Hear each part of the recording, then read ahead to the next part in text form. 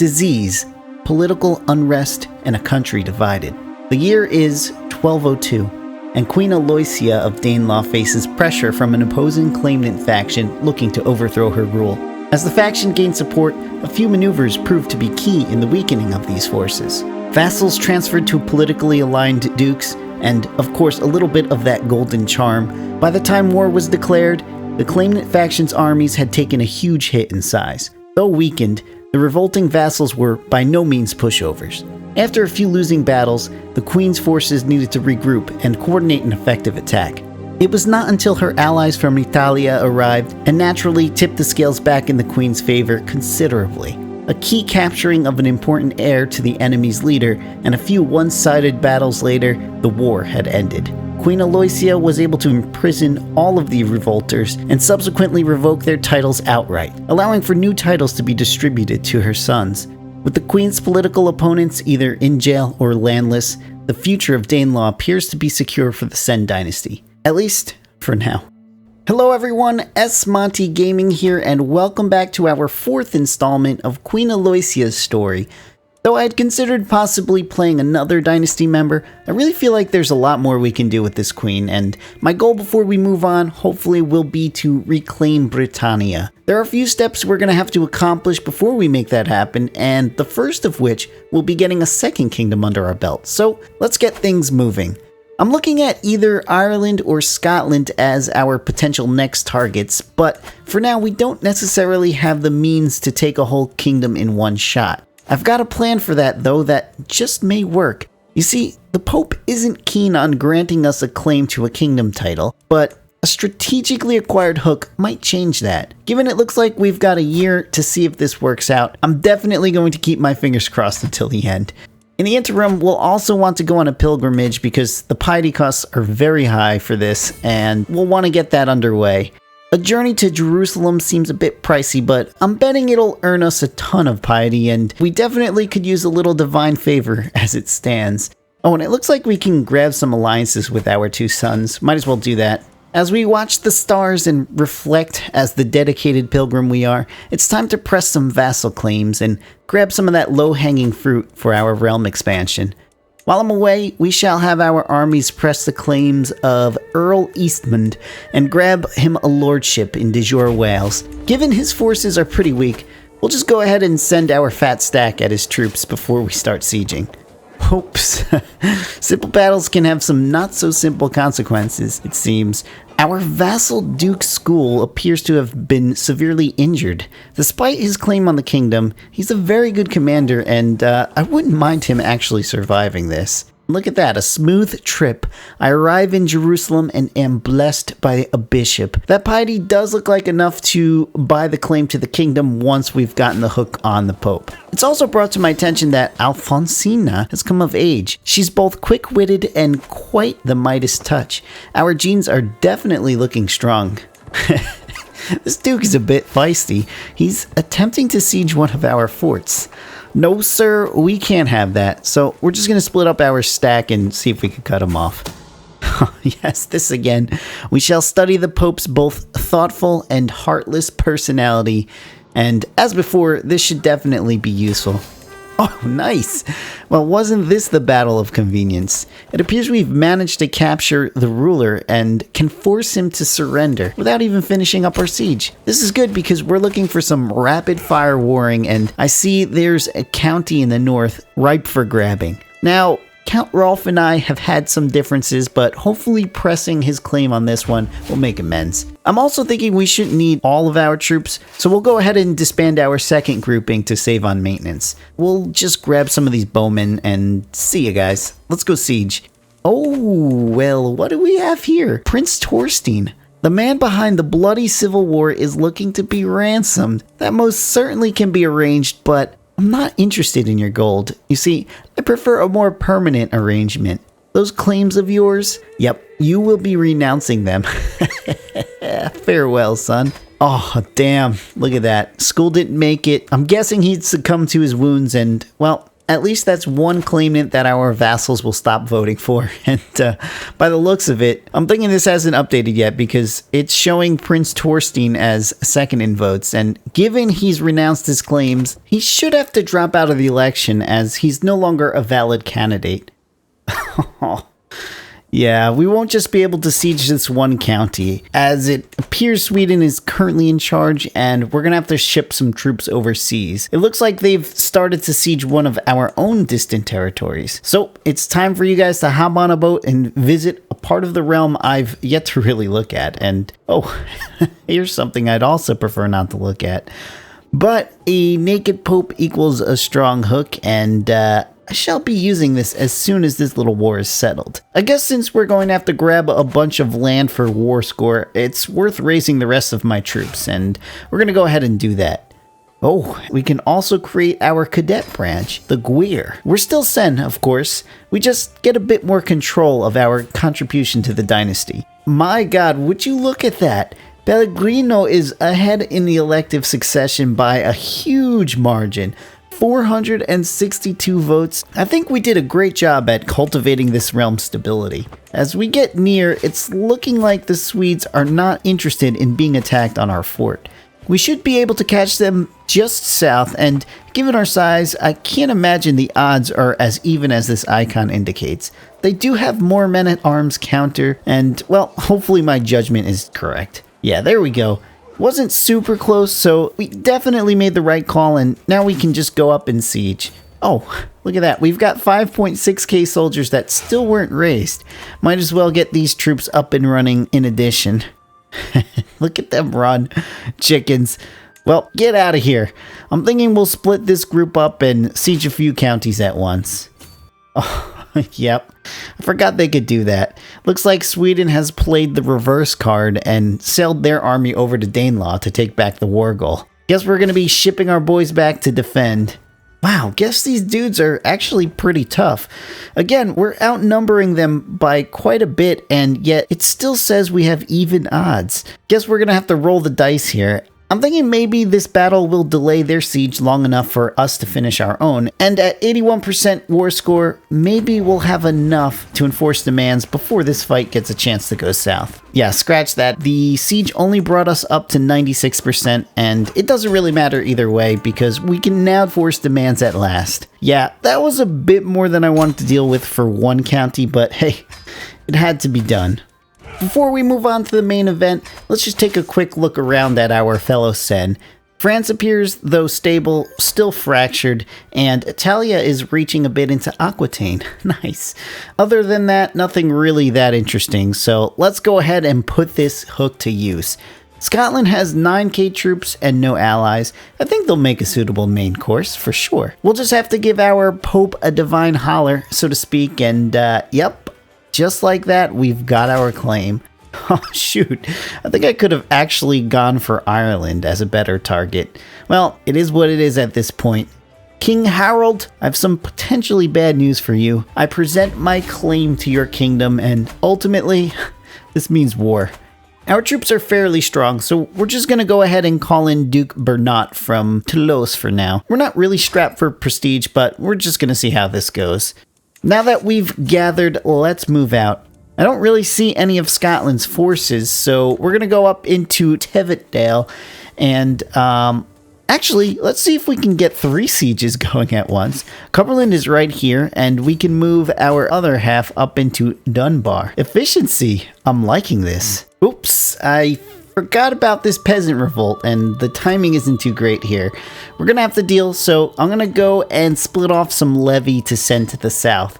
Their forces are generally pretty weak, so 1,300 troops should make this a cakewalk. There we go, our Scottish friends have finally arrived. 7,100 troops shouldn't be too bad given our presence here. Let's see where they actually pop up though. Okay, looks like they're headed towards our center. I'd hate to defend whilst sieging, so we're going to head back into the woods of Northumbria. You know, a strategic retreat. Actually, they must have hired some mercenaries because suddenly they've got an additional 4k troops. I like our defensive position here, so we're going to just hold and see what they try to do. They're actually splitting up. let's go ahead and see if we can catch the smaller half just across the border and maybe break them up a bit. Oh god, I forgot. We're going to be considered the attacker as we're technically sieging. This is going to be a problem. Yeah, that was dumb. Their bigger half is going to reinforce on this point, and there's no chance we survive giving this positioning. Very well then. Let's take a quick look at what a winning battle is, as it's time for these peasants to meet their maker. Oh, nice. We've got allies just arriving from Delos. Good stuff. Silly Toragir. Next time you're going to have to think twice about revolting. You're not very talented, so I think you're going to be spending a bit of time in my dungeon. With that settled and our allies in tow, we've regrouped and it's time for us to go back north. There's some kind of battle going on with, I think that's Northumbria, but I'm not too sure. In any case, I'm not paying enough attention because it appears that battle has ended rather quickly and now our advancing forces are in danger. I forgot about these guys down here, and of course our allies are going to go and sit on them. Well, what do we do now? I think we can reinforce in time, but it's going to be another close one. I mean, well, the indicator is showing we're favored here, and yeah, let's just see if our troops can make it in time. Yeah, this is not going to work out. Well, just maybe we can catch their troops in this final phase just to stall them long enough for our 5,300 allies to catch them in the south. Oh, yeah, this is going to be so close. And it looks like we've probably teed up another losing battle. Our allies are kind of close as... Oh, it actually does look like they're going to be able to join in time. Though Scotland is actually looking quite healthy. Come on, boys. It's so close. Wait. Oh, this battle might not have to end. Oh, look. Our fleeing dudes are ready to get back in there. Let's go. Yeah, this is close. We're definitely going to lose if our reinforcements are late. And, yep, we did lose, actually. Though Scotland's army is nowhere near their previous numbers. Given we've got another 3.6k nearby ready to join, I think we've got a fighting chance, and though it feels sort of like a coin flip, I think we're committed regardless. Come on, let's go. God, this is a nail biter. It really could go either way. Oh, yes, we've broken them. Now we got it. Wow, I'm sweating so much, I can't believe how intense just watching numbers can be. With that finally over, we're still looking at some negative war score as we don't control any objective, and our plan really is to change that as soon as possible. Let's just be a bit smarter this time and sit on 2 territories as opposed to 3. Ah, wait, they're actually sieging some random county we have in the middle of their territory. We can probably send some troops forward and stop them while the bulk of their forces are fleeing. Yeah, you know what? About that, I just said we'd be smarter, and without any vision on the enemy, it's probably best to just sit back here. And yep, clearly I don't learn. I'm gonna sit these dudes on Dunbar to see what happens. We've got some allies this time, so we're probably in a much better position than we were previously. Okay, looks like they're headed at our Cumberland siege. Given I'm not interested in losing another battle just yet, let's fall back and wait to strike. Any day now. They should show themselves. Surprise! Alright, everybody stack up. What the hell are my allies doing way down there? These dudes. Actually, this is looking pretty favorable. Probably could have left a siege or 2 continuing, but we've taken enough risks for now. Let's just take their troops out. Easy gaming. There we go. Still at negative war score, but taking a territory or 2 should fix that pretty quickly. Going to spread out this time and commit to at least one of these holdings. Oh, look at what we have here. It appears our buddies are at it again, slipping away without notice to go fight their own more important battles. Naturally, it's another county war. Oh, God. Well, we know we can always count on our trusty Italia boys, so let's get King David and Emperor Ezzelino back on the job. In the interim, it actually looks like we may finish a siege. Oh, what? Oh, God. I've been been excommunicated.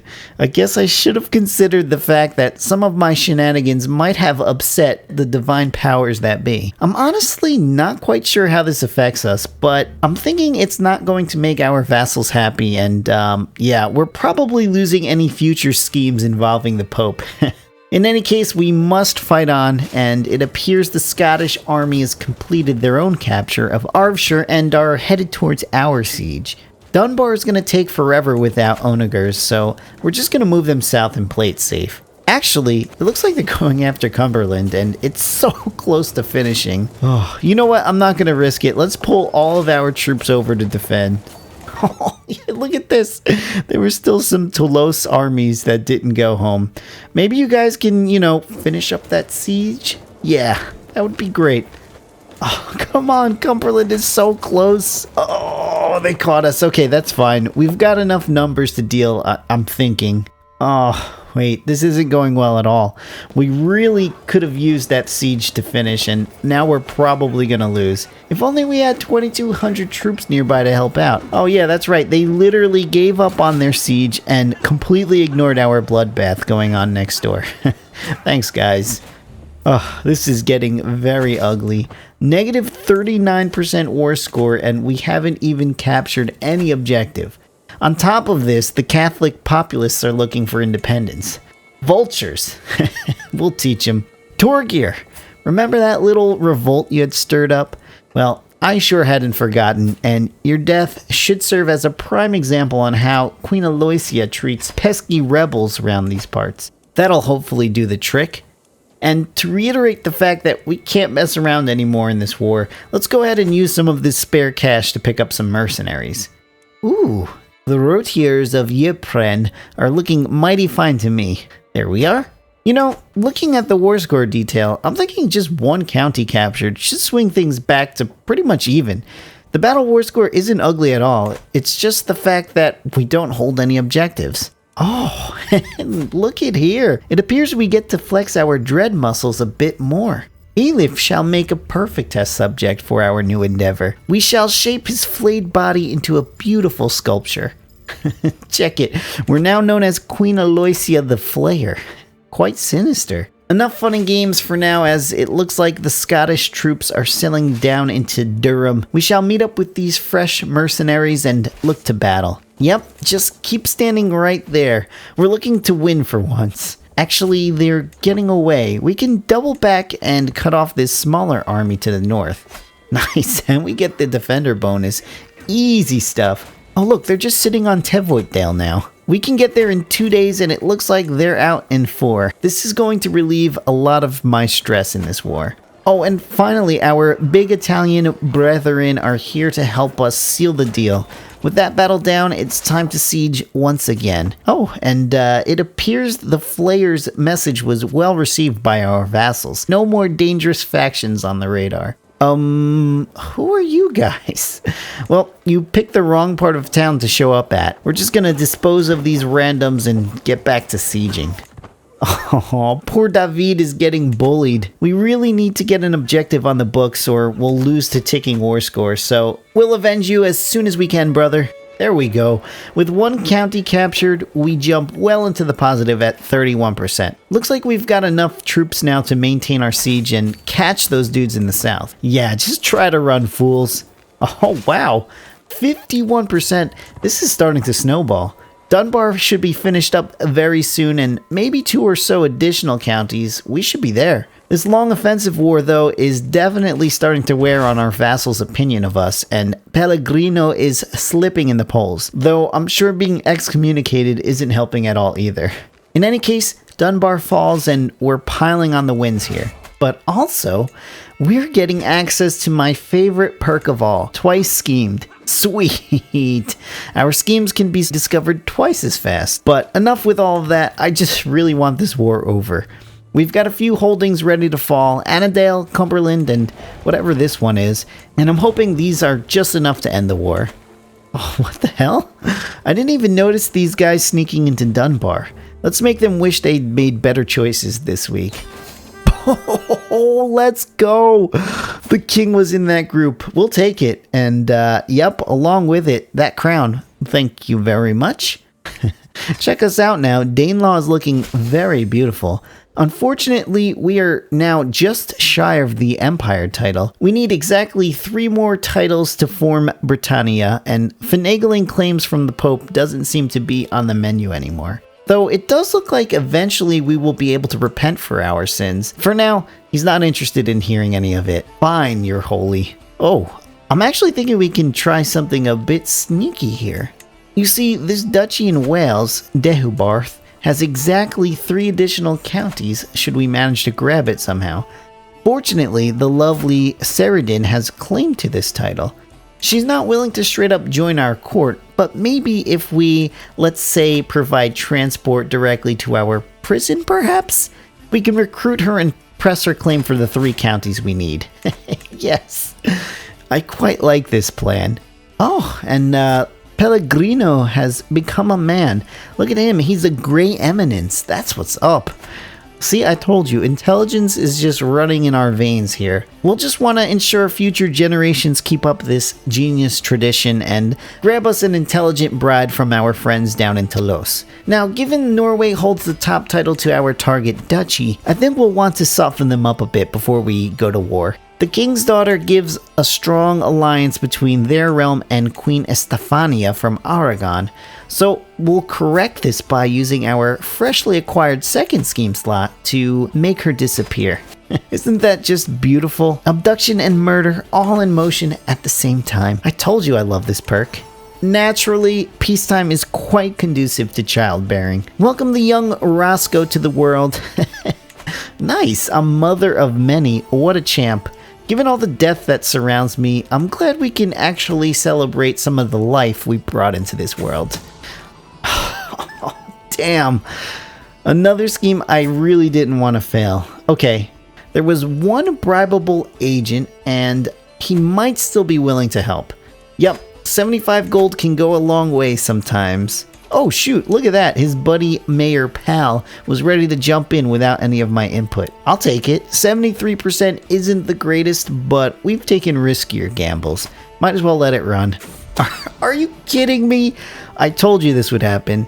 Luckily for us, there's a much bigger court of potential schemers to bribe for this plot. It took all of my gold, but we got the murder plot back up to 92%, and I would feel much better about attacking Norway without their current alliance, so I think it's worth it.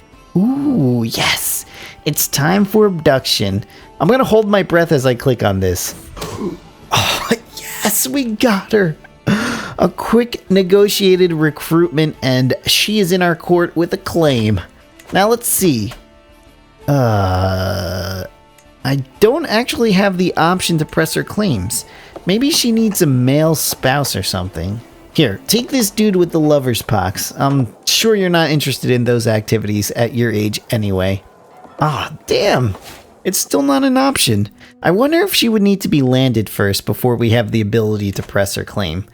This really can't be done because our current law doesn't allow us to land females without claim, and I feel like we're gonna have to think on this one for a bit. Given that, I think we've come to the end of the road for this episode, but we're certainly not finished yet with our plans. I'm gonna think about a few ways to get those last 3 titles for Britannia, and then we can start thinking about grabbing Wales or Ireland to hopefully reclaim Britannia. In any case, hopefully you guys have enjoyed this one. Please, excuse my war tactics.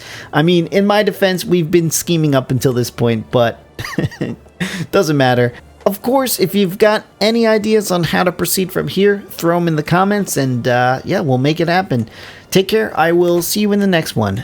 Peace.